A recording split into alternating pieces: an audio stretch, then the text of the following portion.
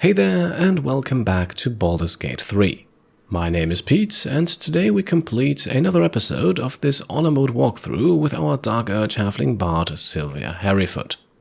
Last time we left off, after finally taking the fight to Auntie Ethel and winning, once more without taking a single point of damage ourselves.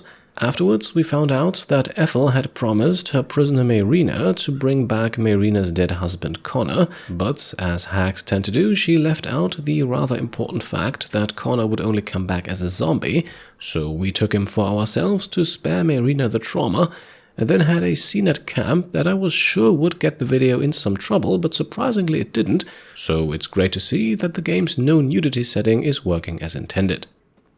One quick note on that encounter, by the way: after sleeping with Lae'zel, we are now technically in the beginning stages of a romance with her, even if she doesn't quite act that way. If we also wanted to sleep with or begin a romance with anyone else, I'm pretty sure we would need to end things with her, which I don't think would hurt us too bad at this stage. Like I said, the relationship between Sylvia and Lae'zel is still very much platonic.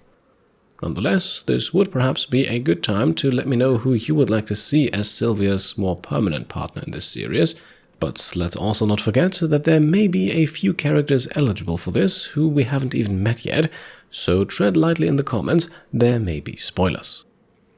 Now then, today we will leave the Putrid Bog behind, but not before completing one more encounter in it. You may recall that a while ago, inside the Druid Grove, we found this half-torn note telling Kagha, the druid serving as the grove's ruthless leader during First Druid Halsin's absence, to come to the Swamp Docks to meet Olodan. Curiously, Olodan is also the name of one of the rats in the grove, so today we're heading to the Swamp Docks ourselves to find out what exactly is going on here. Before we go there, however, a quick look at some new or changed equipment, starting with Sylvia herself. After several episodes, I finally got around to equipping the +1 scale mail for a new AC of 17. Gale, meanwhile, is wielding the Spell Sparkler, which I also should have given him a while ago, as it gives him free lightning charges whenever he deals spell or cantrip damage. And finally, Karlach is wielding the Everburn Blade, because fire damage might come in handy later. We also still have Will in the party, but we want to exchange him for Astarion. However, as we head to camp to do so, our vampire friend has something to say. I hear you did the deed. How was your little romp?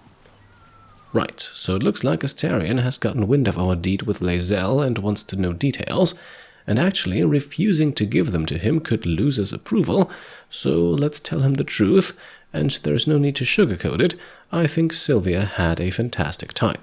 You filthy devil! I'm shocked.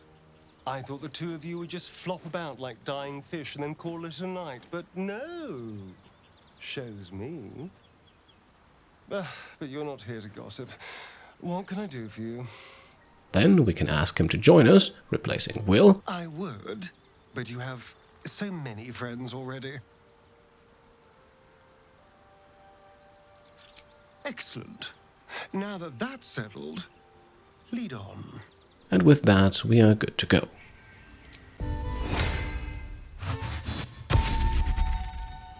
So we return to the swamp, but leave Ethel's hut behind.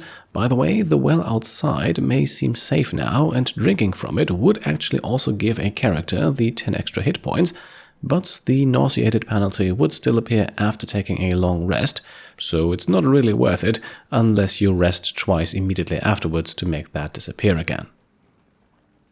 With Astarion, we then retrace our steps, and short of the small island where we fought the redcaps, we turn south to find some barbed bulrush and a sandy shore. Sylvia passes a difficult DC 20 survival check to spot some hidden treasure, inside some valuables and alchemy ingredients, but nothing terribly exciting.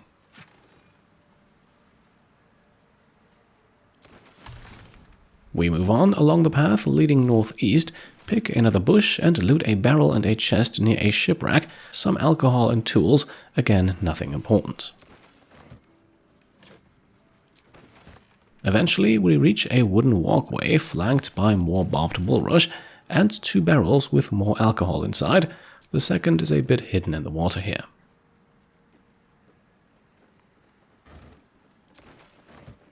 We head east and at the crossing turn right and jump the gap towards a small island. Another bulrush bush can be picked here, and there's a chest too.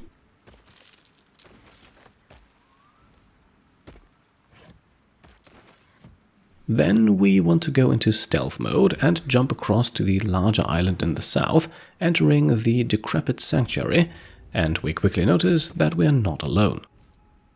We spot 2 curious flying creatures patrolling the area, Mephits, ancient mud Mephits to be precise. These little beasts are not terribly dangerous, but we want to make sure to stay far away from them as they explode when they die. There is also no negotiating with them. If they spot us, the fight is on, so we might as well start it on our terms. Let's light a candle, wait for the right moment, dip Astarion's bow, and then enter turn-based mode. To launch a sneak attack, we want to get a bit closer. I've had it happen that combat does not actually start if we're too far away, and we also want to make sure here to not step into the water, otherwise we'll lose the fire on the arrow.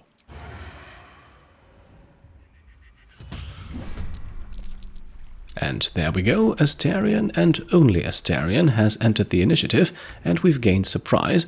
Our enemy is also left with only a single hit point, that is actually unfortunate, and we can take note of the fact that we're fighting 6 enemies in total, 4 of these Mephits and 2 Woads. These are a bit more tanky, but they are vulnerable to fire, a weakness we want to exploit as they can regenerate health at the beginning of their turns. For now though, the Mephits are the priority, and this first one really needs to go down, so let's send in Gale's shovel for a stealth attack with fatal consequences. The Mephit goes down, but so does Shovel due to the death burst. Good thing we still have a second one. For now though, let's focus on the other 3, and since Sylvia is still hidden and not yet part of combat, she can calmly walk up and summon Zombie Connor, a useful distraction as you will see shortly. We also timed things just right so that the Mephits are not overlooking the path up to the high ground here, where Sylvia spots another dirt mound, but for now we have her dip her crossbows and then target the closest Mephit with a slashing flourish.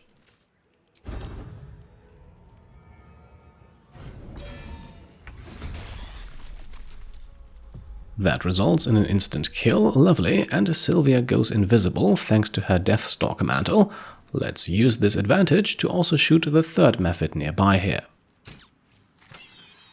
11 damage, that's great. Up next we send up Karlach and have her throw a spear at the Mephit that's furthest away. She hits for 13 damage and enters combat too, leaving us only with Gale, who can join the others, but before entering the fight, first summons a flaming sphere.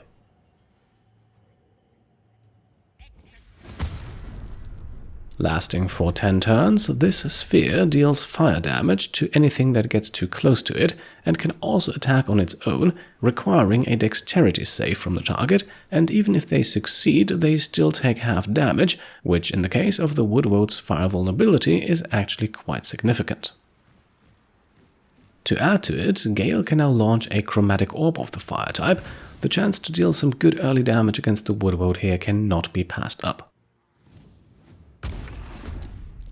And there we go, a lovely 24 points of damage from a level 1 spell that also conveniently disabled the Woodwoad's health regeneration. Finally, we move Sylvia's shovel up, but keep it hidden and far away from the action, and Astarion can use 2 bonus actions to dash and to hide. The high ground is sadly a bit too far away for him.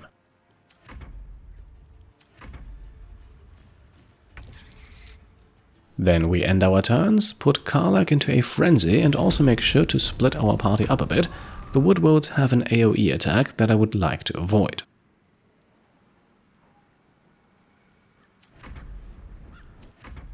That is what we have Connor for though, but before he can act, it's the Flaming Sphere's turn, and like I said, it will deal guaranteed damage no matter what, so let's target the Woodwoad.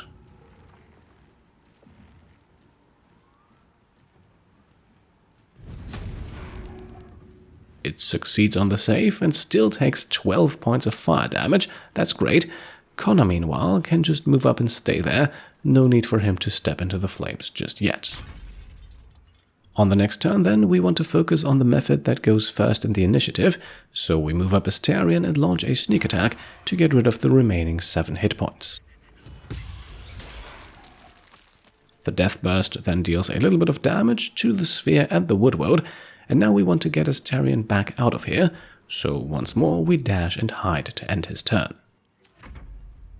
Sylvia then begins her turn with an offhand crossbow shot against the last remaining Mephit, dealing 10 points of damage.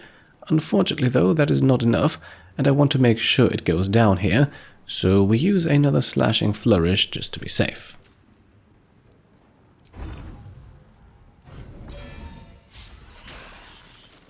And there we go, now it's time to see that Woad in action.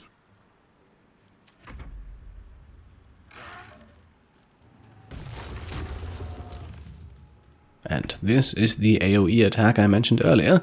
These guys really like to use Entangle, but they cannot move far and the spell's range is also only 20 feet, so keeping your distance and providing alternative targets like Connor here, that really works well. As you can see, Entangle also spreads the fire, another good reason why keeping your actual party members far away from the Woads is a good idea. But with Connor taking the attack, we can now have Gale cast Scorching Ray on the other Woad, hopefully taking it out before it can act, despite only a 55% hit chance. Yes, the two have different ACs, the reason for that is revealed in a moment. We get lucky and land 2 hits, 1 a critical, and that takes care of business, and as you can see, Gale also did 1 point of lightning damage. That is because each time he deals damage with a spell or cantrip, he gets lightning charges. As long as he has at least 1, he also gains a +1 bonus to attack rolls and deals extra lightning damage, and if he gets 5 charges, the damage is a full d8. However, he also loses 1 charge per turn, and overall this is probably not a mechanic to build an entire character around, but since he's casting spells anyway, it is a nice bonus on top. Now then, back to the action, we only have 1 more Woad left, so let's have Karlach use her Enraged Throw to knock it prone. The Woads are resistant to piercing damage though, so we don't deal a lot of damage.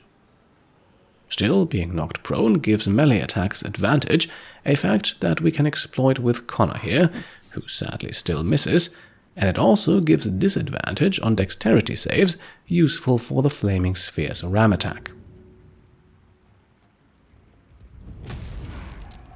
That ends up being a disappointment too though, with only 4 points of damage, and so we follow up with another throw from Karlach.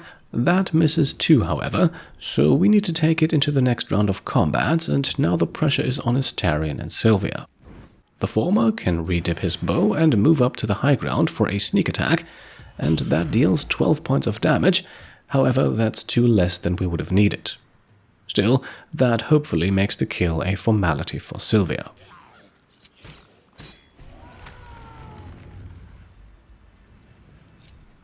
And there we go, another encounter dealt with, and our 4 party members are still undamaged.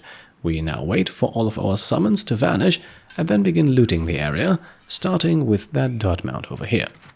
The chest inside holds mostly camp supplies, but we'll take it, alongside the 2 barbed bulrushes nearby, before we then head towards a lone chest at the far western edge of the island. Afterwards, we loot the Mephits. Their wings are actually an ingredient in the brewing of poison resistance elixirs, and as we get closer to the tree, Sylvia notices something.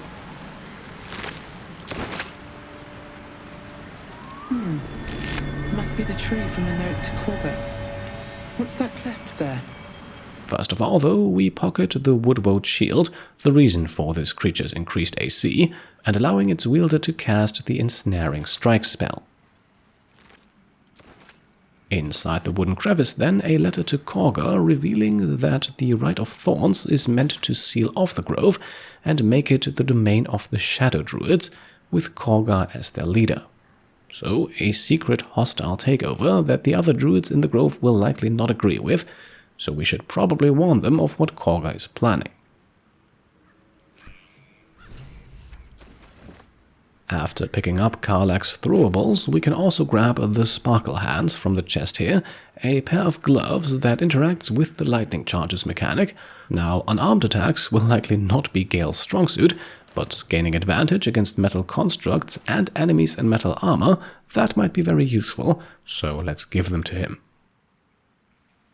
Right next to where we launched our ambush, we can also find another barrel with alcohol, and then we go back across the wooden walkway and explore a small abandoned campsite to the northeast. Looks like we missed all the fun. Now, if you get here early, this is another indicator of the nefarious dealings of Ethel and her creatures. At this stage, though, those are well known to us, so we can loot the place for supplies and other valuables, including another hidden treasure chest. Inside of this one, we find more supplies and some gold, and after stripping the camp clean down to the last wooden bowl, we can have Astarion pluck the fruits of 2 more barbed bulrushes, then 2 more near the wooden planks here, and with that we have now completely explored everything there is to find here in the Putrid Bog. Now, after a quick stop at camp to gather trait items and Will, who I have also equipped with the Woad shield, we can now take a short rest to replenish our Warlock spell slots, and then fast travel back to the Emerald Grove, where we have some news to share.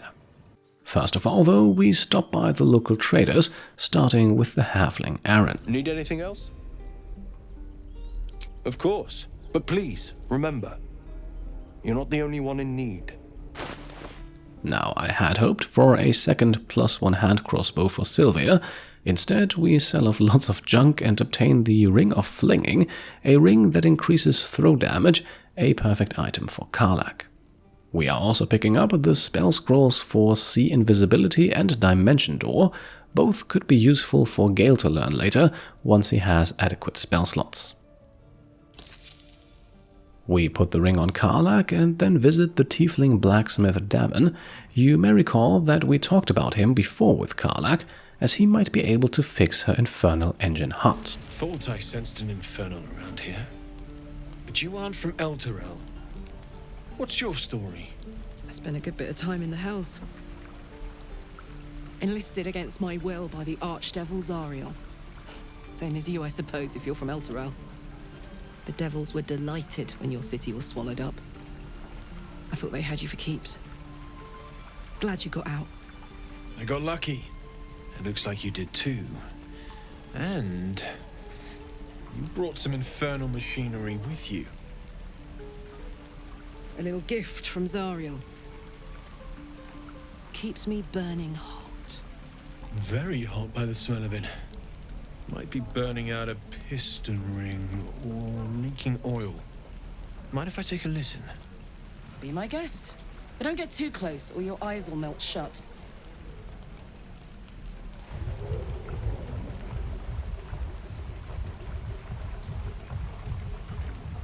Phew! You really are burning up. Whoever put that engine together tried to house metallogized demono valves inside a Ragnak's alloy casement. Very risky. I might be able to help. I'd need infernal iron. And a prayer that my hammer will survive the work. That thing isn't meant to operate outside of Ernest. I'm not sure how much longer it'll keep running the way it's going. Will you be able to turn down the temperature a little? Worried I'm gonna go in for a handshake and singe someone's arm off one of these days. I'd worry about surviving the night first. But help one, help both.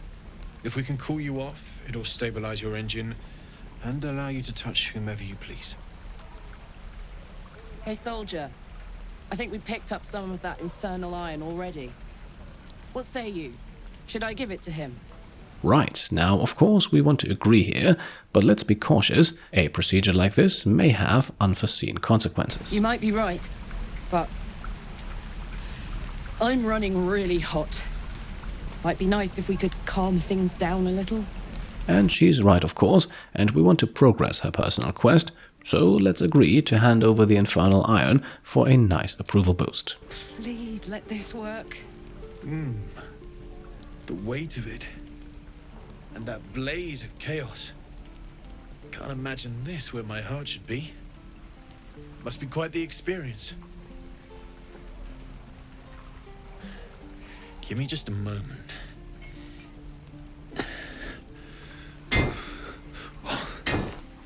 And I think...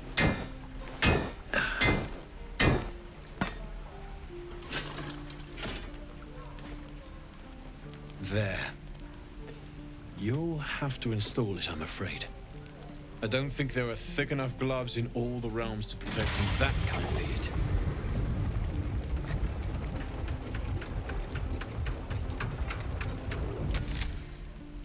That feels... good. I'm still burning hot as hell's hole, but I feel less... changeable. Cheers, mate. Pleasure. And as for the heat, I haven't got any solutions now, but I'm not giving up. Could be if the combustion chamber had its own insulation, or if we had some kind of enchanted coolant. Find me again in Baldur's Gate. If I'm worth my salt, I'll have figured something out by then. Take care, Karlach. And hopefully the next time I see you, I'll have something promising to report. Pocket any infernal iron you find along the way, Alright then, upon completing this interaction, Karlach wants to speak to us, an important conversation that we want to have right away. Damon's upgrade didn't cool me down, but it did juice me up. I don't think I've ever felt more powerful. Now, I spoke of romance earlier at the beginning of the video, and Karlach is another potential candidate, so let's steer the conversation in the right direction by making it about touching her. Do you want to? And yes, to gain more approval with our fiery friend, let's confirm our interest. Once again, though, this does not lock us into anything. I'd like that. Now, let's find that infernal iron before I overheat.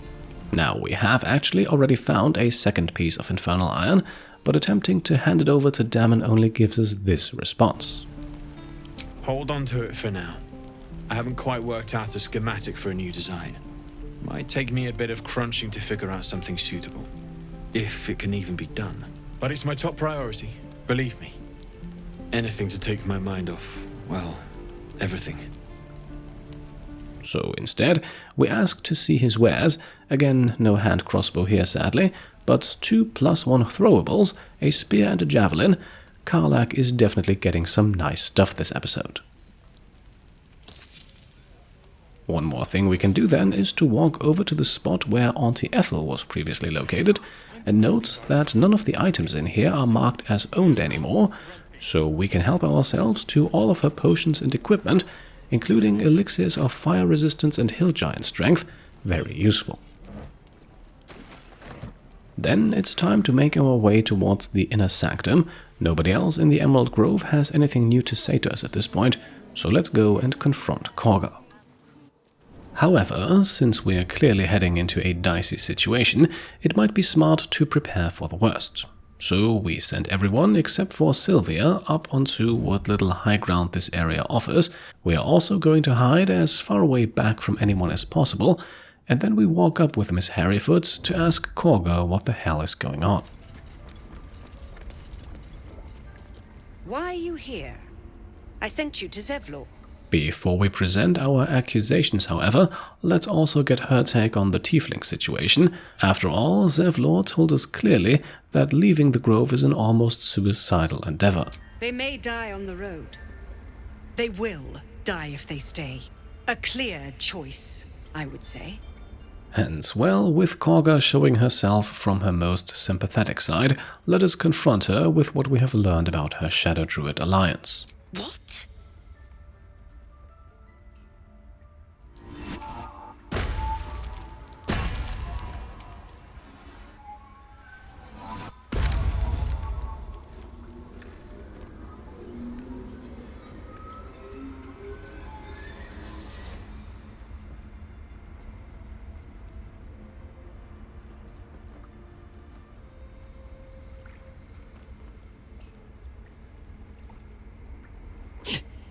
That damn nose of yours has gone poking in our business.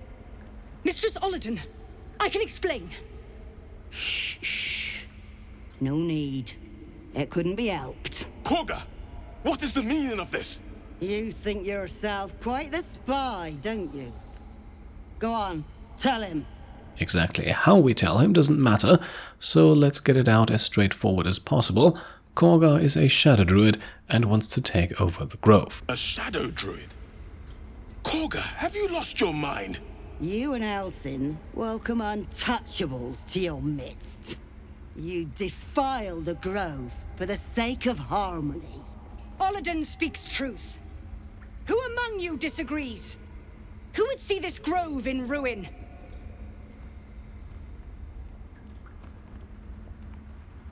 The choice is made. Kagha, burn the tainted away. Start with the snitch. As you say, Olodin.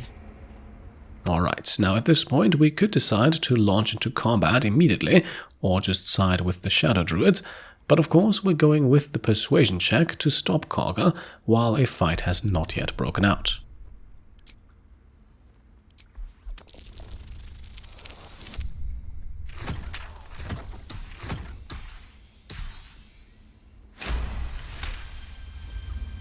No. You don't know what you say. In Shadow, we are purified. Kagha's voice breaks and her lips tremble. She heard reason in your words.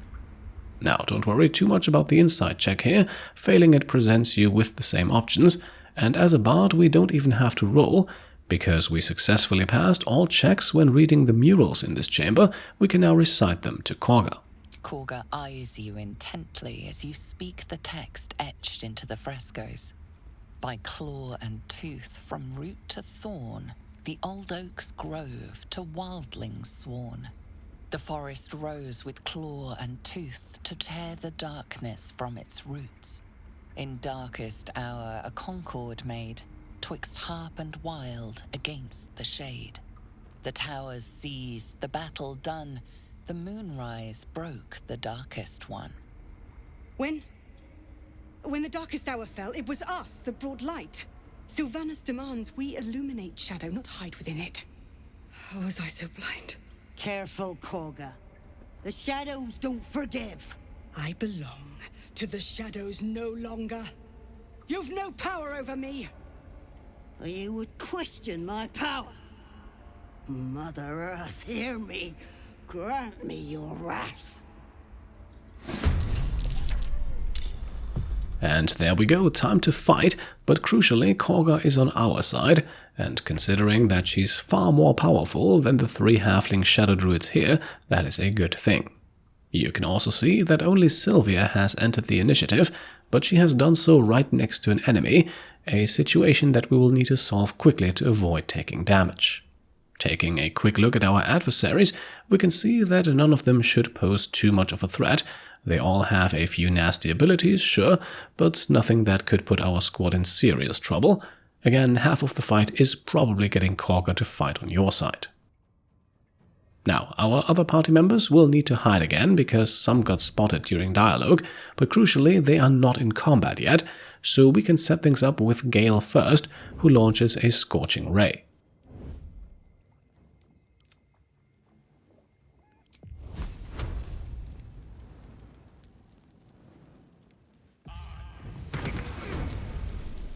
With a grand total of 32 points of damage, he almost hits the maximum, that's lovely. Let's follow that up with a hex cast by Will on the other Shadow Druid here. By the way, Will is mainly in the party because he gains a bit of approval from turning Kagha over to our side. Finally, we have Karlach, who can throw her brand new +1 spear at Olodin herself, dealing 16 points of damage. Then we switch to Sylvia, who uses Cloud of Daggers. We don't really have to worry about Kagha here, she can take it and won't go hostile either. And we can maybe even get out of melee range here completely with our offhand weapon. And indeed, that also grants Sylvia invisibility, and we can move her a bit further away from the action. Truth be told, the initiative order here largely determines your odds of taking no damage. Olodin can sometimes go first, but Sylvia has a high enough dexterity to reliably be up before the other 2 Shadow Druids. Now with Will we can cast Eldritch Blast against Pinter, dealing a total of 12 damage. Afterwards, let's move him far away and let's see what the druids can do.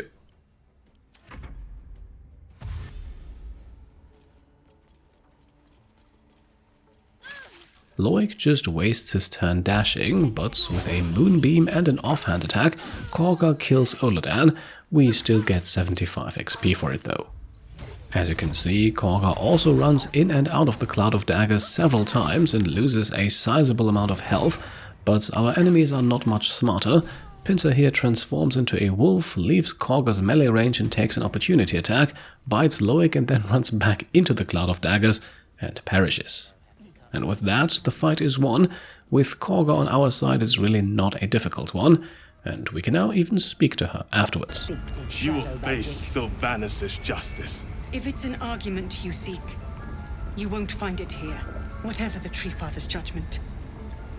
I will accept it in full. You once called me a monster.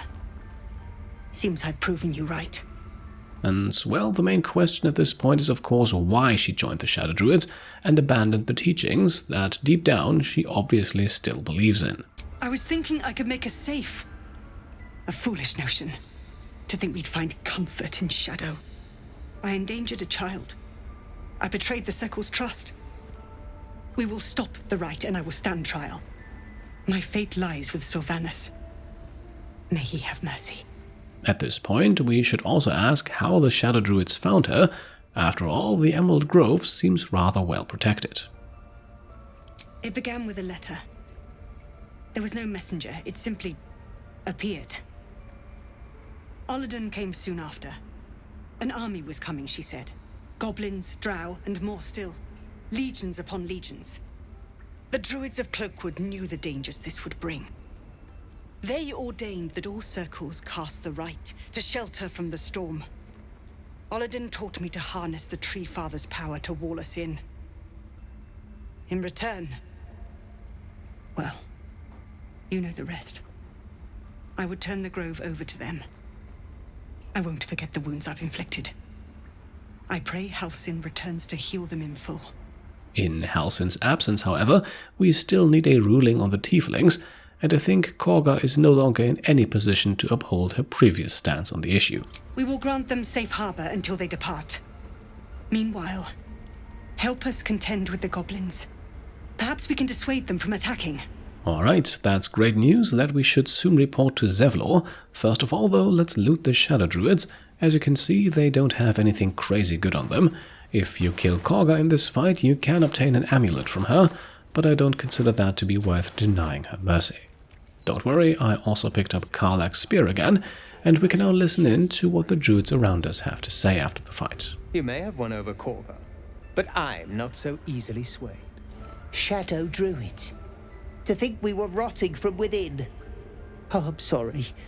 I need a moment. You have saved Kagha from herself. I cannot thank you enough.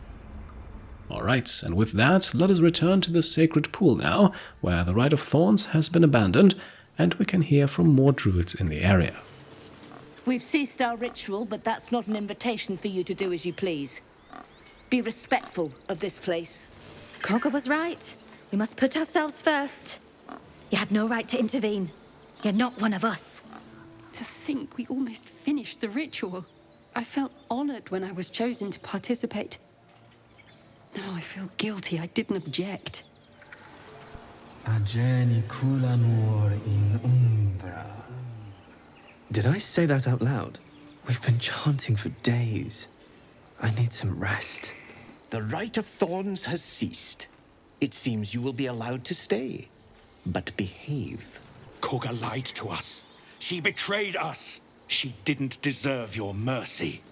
I know you had to stop her, but Kagha was just trying to protect us.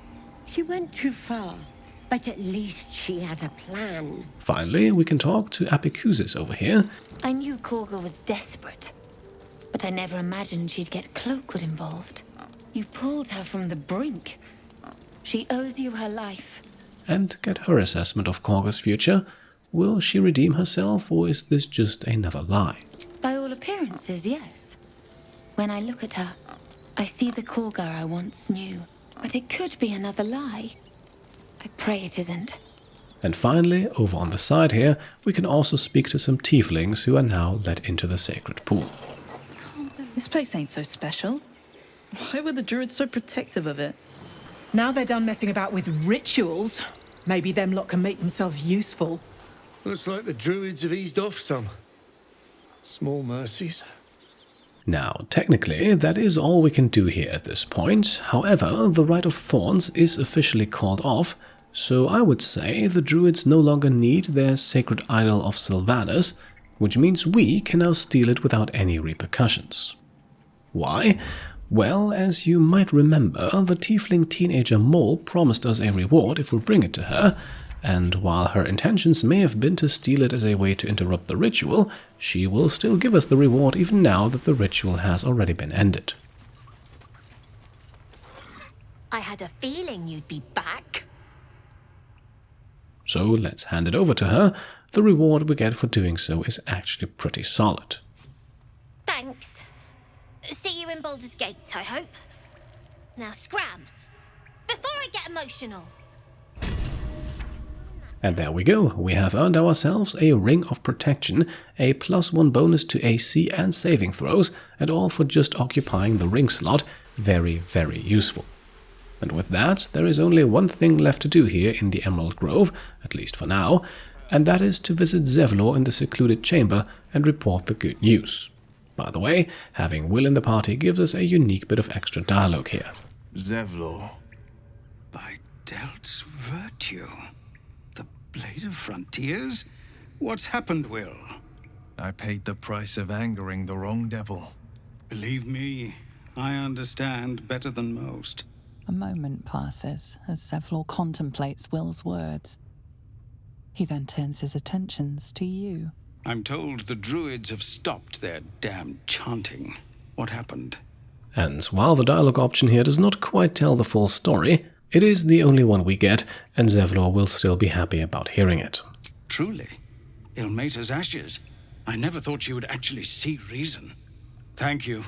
We still have the goblins to contend with, but you've given us time to prepare. I need to ensure my people make the most of it. But here, left over from my soldiering days, it's sparse thanks for what you've done for us, but gods and goblins willing, I won't need it again.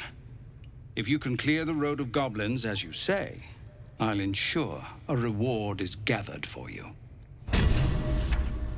Alright, we have received another reward, the Hellrider's Pride, gloves that give creatures healed by their wearer resistance to bludgeoning, piercing and slashing attacks. Generally a fantastic item for the party cleric, however perhaps not so much in a playthrough where we attempt to take no damage in the first place. Nonetheless, we gladly take them, and look forward to even more once we have taken care of the goblins. For today, however, I think we have reached a good point to make the cuts. As far as I'm aware, we have now done everything there is to do in the Emerald Grove after dealing with Kagha.